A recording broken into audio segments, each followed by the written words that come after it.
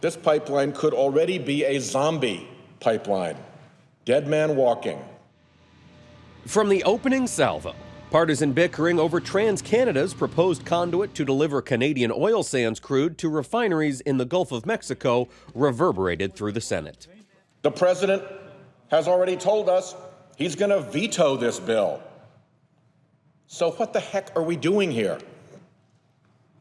I'll tell you what I think we're doing here, and I think the facts support this conclusion. But first, what you have to understand what's going on here is that the Republican Party has become the political wing of the fossil fuel industry.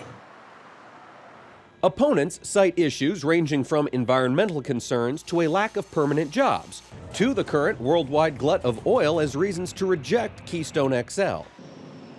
But those in favor of the project point to the prospect of North American energy independence in an era when traditional oil-producing nations increasingly teeter on the brink of instability. And Mr. President, you come from an energy-producing state, as do I. We know the significance of the jobs that come to our states and our local economies.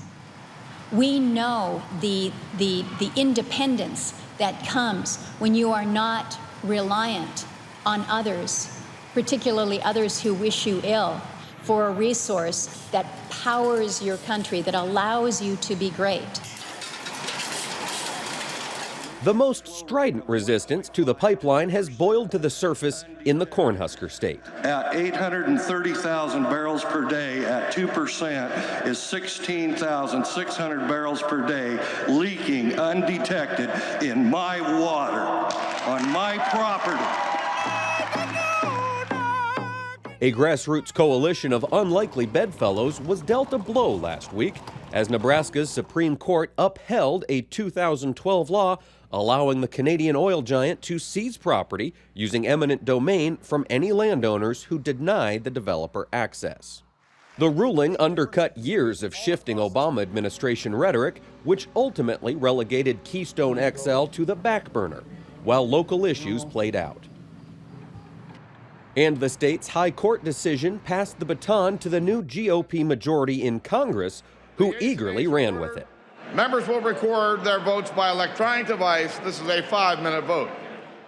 But the legislation has yet to cross the finish line as senators dig in their heels for what could be a marathon session of late nights and weekends wrangling over amendments to the prospective bill. I don't understand what the hurry is.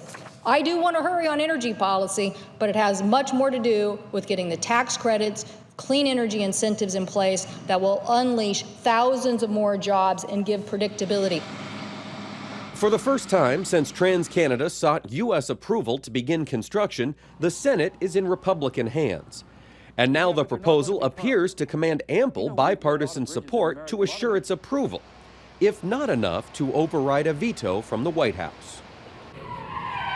Leaders from oil-producing states take exception to criticisms that Keystone XL would run through America's heartland only to send Canadian crude to a world market, with very little benefit to the U.S. It's not just carrying Canadian crude. It carries crude from my state of North Dakota and the state of Montana. Light sweet Bakken crude goes into this pipeline as well. Everybody talks about the Canadian crude, but they forget that this moves domestic crude as well. My state alone produces 1.2 million barrels of oil a day, and we're moving 700,000 barrels a day on trains because we can't get enough pipelines. So here we want to put 100,000 barrels a day into this pipeline, and we've been waiting for 6 years.